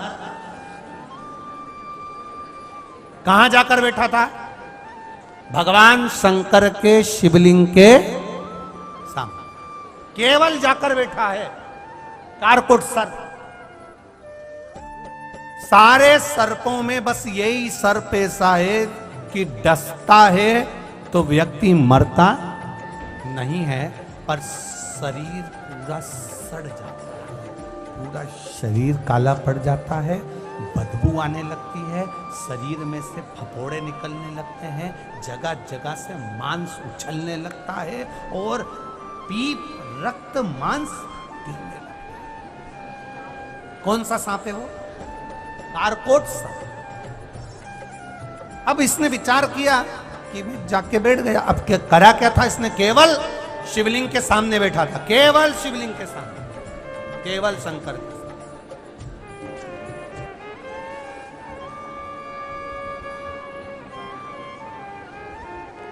देवव्रत बेलपत्री के वृक्ष के नीचे जाकर बैठा हुआ है और कारकोट शिव जी के सामने जाकर बैठा। बैठने का अंतर देखिएगा। और आपसे भी निवेदन करूंगा, आप बैठे हो शिव महापुराण के सामने, आप शिव महापुराण के साक्षी में बैठे। कई लोग प्रश्न करते हैं, गुरुजी आप कहते हो कि पंडाल में बैठकर कथा सुनना चाहिए, कथा सुनना चाहिए, पंडाल में पहुंचना चाहिए, 2 कदम चलकर शिव महापुराण की कथा में जरूर जाना चाहिए। आखिर से मिलता क्या है? पंडाल में बैठकर कथा सुनने से मिलता क्या है? तो यहां बैठने की कथा कर रही है। कारकोट शिव जी के सामने बैठा था, तो कारकोट पर शंकर की कृपा हुई। देवव्रत बेलपत्री के नीचे बैठा था, देवव्रत पर भगवान की कृपा हुई। जो शिव महापुराण के सम्मुख में साक्षी में बैठता है, शंकर उस पर कृपा करता ही है, ये निश्चित है, खाली नहीं छोड़ता है। मेरा शिव दयालु है, मेरा शिव कृपालु है, वो करुणा करता है। कर्पूर गौरम करुणावतारम संसार सारम कृपा करने वाला, उदार।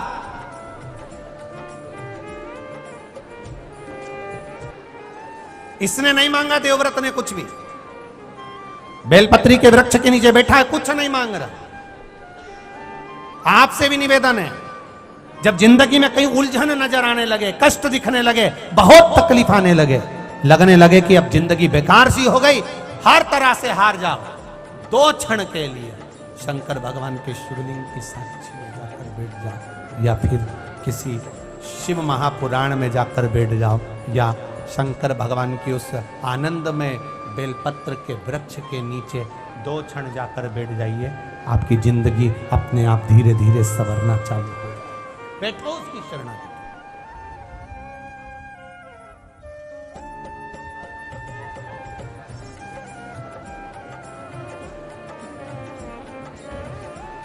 कहां बैठ रहे हो,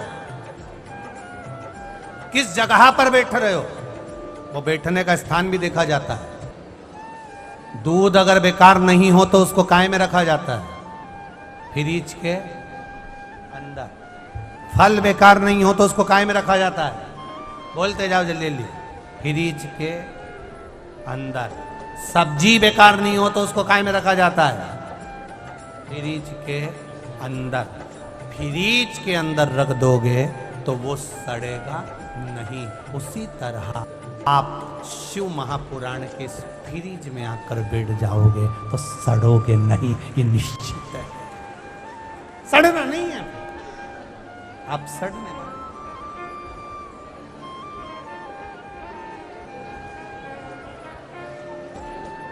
बैठो। लगा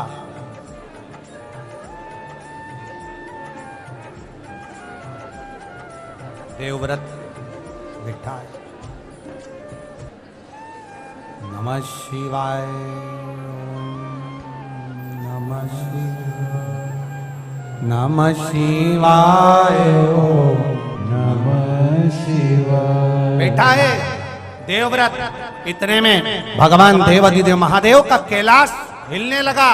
भोजन छोड़ दिया, श्वास एक नासिका के छिद्र से श्वास ले रहा है, उसी से छोड़ रहा है। ना कुछ खा रहा है, ना कुछ पी रहा है, ना उसका कोई भाव प्रकट हो रहा है। केवल अगर वो कर रहा है तो केवल कीर्तन, केवल मंत्र जाप, केवल नाम जाप, केवल नाम जाप और कुछ। जब कैलाश धाम हिला, सबसे आखिरी में हिलता है कैलाश। इससे पहले इंद्रलोक हिल गया। अगर कोई तप करता है ना, साधना करता है ना, भजन करता है ना, कीर्तन करता है ना, आप लोग भी अगर भगवान का भजन करोगे ना, सबसे पहले इंद्र को तकलीफ होने लगती है। सबसे पहले कहीं इसको कोई ऐसा वर ना मिल जाए, कहीं इसको कोई ऐसा आशीर्वाद न मिल जाए कि इसकी जिंदगी सवर जाए। ये इंद्र का सिंहासन नहीं मंगले, बड़ा सोचना पड़ता है इंद्र को। सबसे पहले इंद्रलोक हिलता है, देवलोक हिलता है। कैलाश धाम तो सबसे आखिरी का है, सबसे आखिरी का।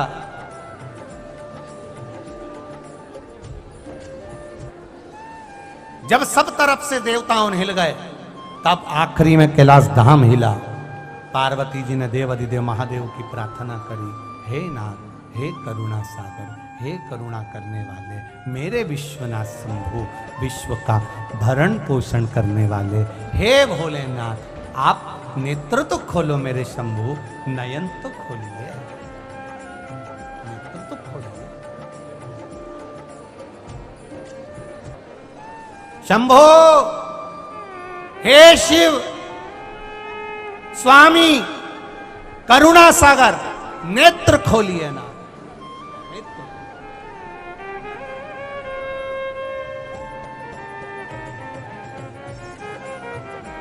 भगवान नेत्र खोलिए। पार्वती बड़ी बेचैन दिख रही हो तुम, क्या बात है?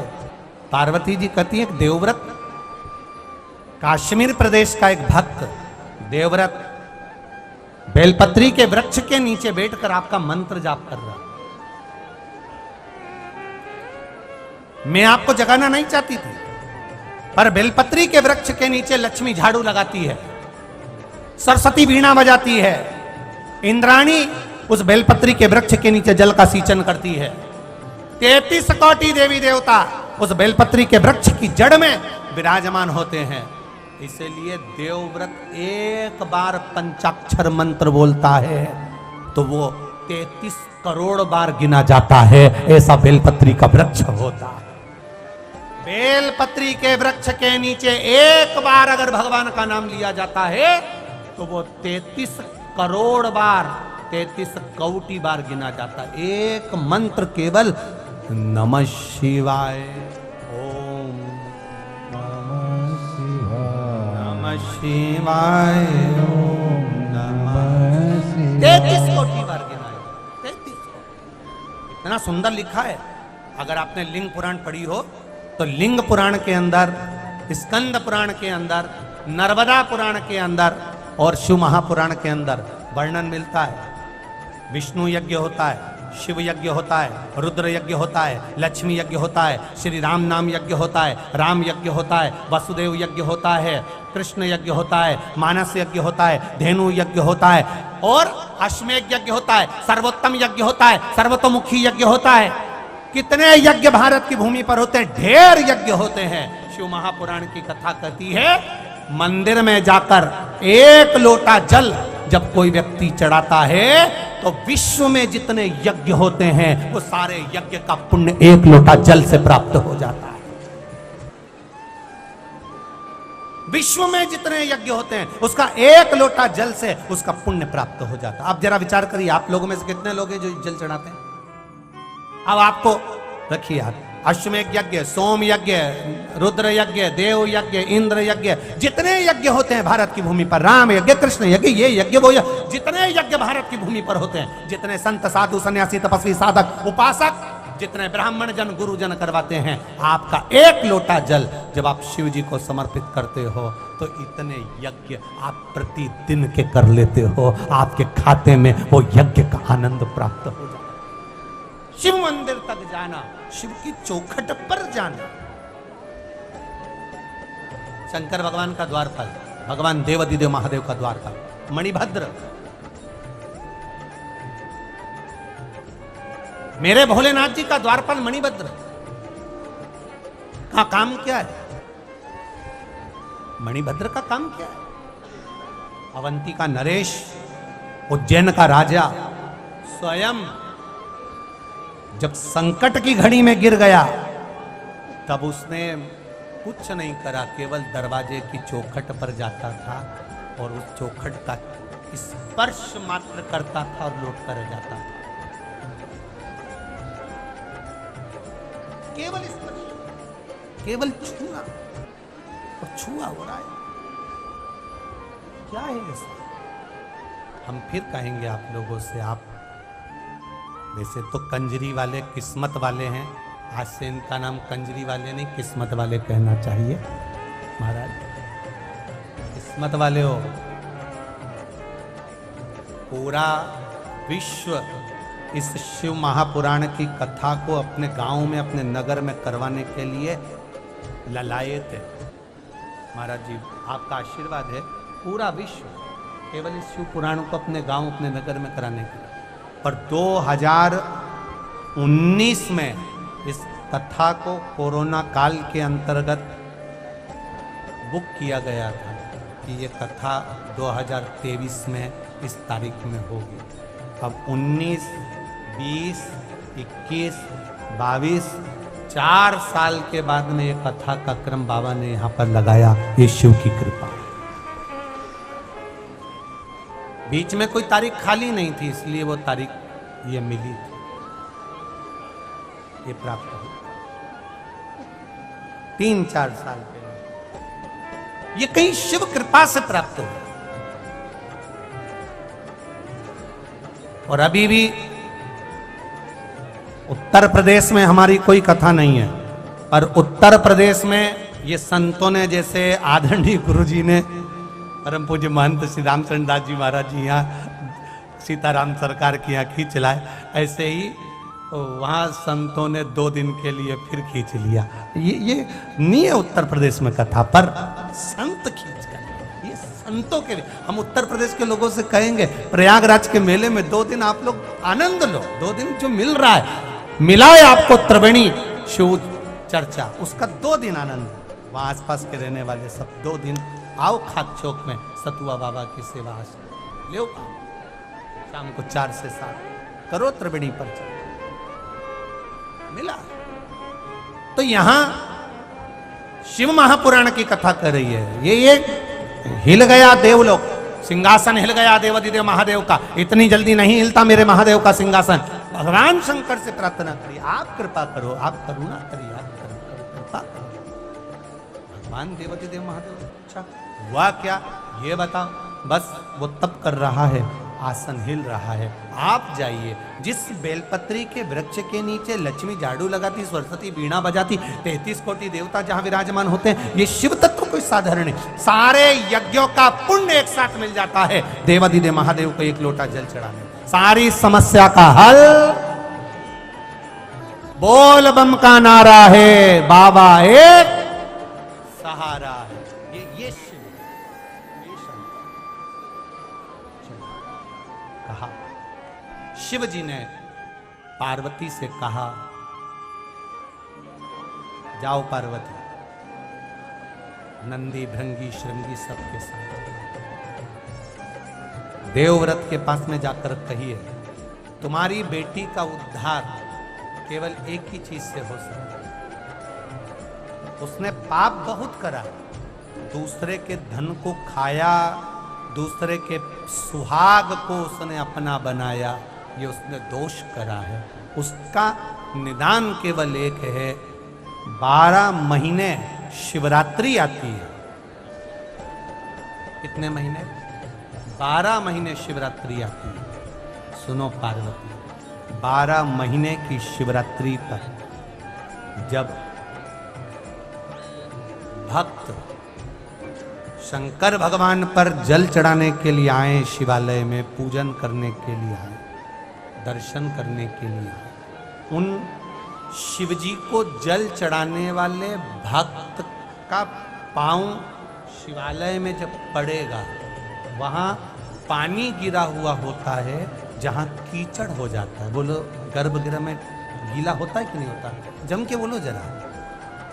गर्भगृह में गीला होता है, तो जहां गीला होगा, जब ये मंदिर में जाएगा, इसके पांव के निशान बन जाएंगे। फिर बाहर जाएगा, आएगा कोई, फिर पांव के निशान बन जाएंगे। सुनो पार्वती, ध्यान लगाकर सुनना आप सब, जितने आस्था चैनल पर कथा सुन रहे हो, जितने मोबाइल पर सुन रहे हो, जितने कंजरी में सुन रहे हो। शिव मंदिर में जब ये भक्त जाएंगे, जल चढ़ाएंगे, फिर आएंगे, फिर जाएंगे।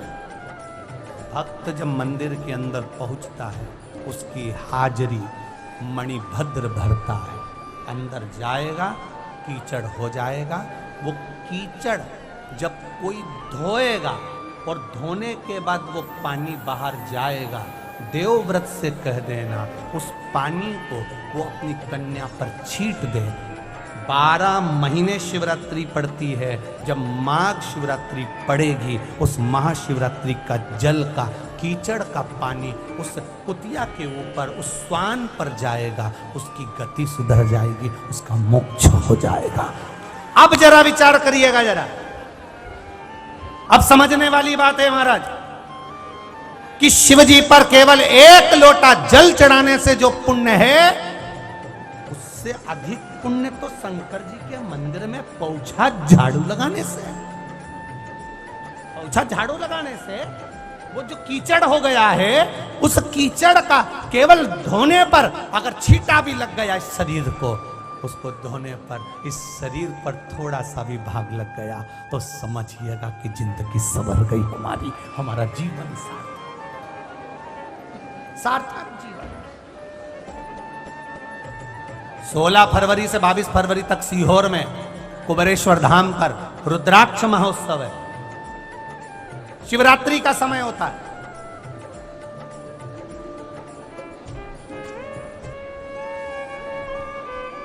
शिवरात्रि के समय होता है। फुलेरा धूज भी बीच में आती है। क्यों इतनी महत्व तक सीहोर के कुबेरेश्वर धाम के रुद्राक्ष की होती है? केवल जितने भक्त आते हैं उस रुद्राक्ष उत्सव में भगवान शंकर का जो गुणगान करते हैं और उस गुणगान के साथ में जो शिव पर जल समर्पित होता है, वो जल का जो महत्व बढ़ जाता है, उसका जो आनंद सुख बढ़ जाता है। आप सब भी आइए उस रुद्राक्ष उत्सव में 16 से 22 फरवरी तक पधारो। ये जीवन में बार बार नहीं मिलता, उसका आनंद प्राप्त करिए। उस रुद्राक्ष की महत्वता को जानिए। क्या है उसमें? शिव के मंदिर में जो कीचड़ मच गया, शिव के मंदिर में कल हमने देखा था, यहाँ से हम जब जा रहे थे तो कोई भाई लोग पानी की बोतल उन सबको जाने वाले पथिकों को दे रहे थे। हमने देखा कोई किसी को प्रसाद दे रहा था, कोई किसी के लिए कुछ दे रहा था। देखकर प्रसन्नता हुई। क्यों? तुम्हारा धन किसी काम का नहीं। अगर शंकर के भक्त कहीं निकल कर जा रहे हैं और उनको अगर आपने पानी पिला दिया, कुछ खिला दिया, तो तुम्हारी जिंदगी तो वैसे ही सार्थक हो गई। माघ का महीना और शिव महापुराण की कथा, और मौका मिला ये दोनों हाथों से लुटाने के। हम जजमान से ज्यादा धन्यवाद तो जिग्नेश भाई के परिवार को देना चाहेंगे कि कितनी कृपा हुई है। ये गुरु की कृपा हुई, तब जाकर ये ठाकुर जी आपके घर में 7 दिन भोलेनाथ जी विराजमान हुए। परमार जी, बड़ी कृपा ये जिग्नेश भाई पर हुई है। हम कहें ना जाने इनके पिताजी या इनके दादाजी, कोई ना कोई शंकर का भगत होगा, ये पक्का कहता हूं, ये पक्का मेरा विश्वास है। इनके परिवार में कोई ना कोई, इनके पिताजी अगर शिव के भक्त होंगे या इनका दादाजी शिव का भक्त, कोई ना कोई शंकर का भक्त होगा, तब ये शिव पुराण वहां पहुंची है। बहुत कठिन, बहुत कठिन, बड़ी मुश्किल से कहा शिव तत्व की ओर चलो। शंकर देवव्रत की कन्या 12 महीने शिवरात्रि पर शंकर के मंदिर के बाहर जाकर बैठ जाती। पंडित जी जब झाड़ू लगाते, धोते, उस धोने की धोबन का पानी बाहर जाता और वो कुतिया उसमें लोट लगा लेती। बस निकलता गया समय, महाशिवरात्रि आ गई और उस महाशिवरात्रि के दिन उस पर जो जल का छींटा पड़ा, सुंदर स्त्री बनकर हर हर महादेव कहकर भगवान शिव के धाम चली गई। ये शिव तत्व है।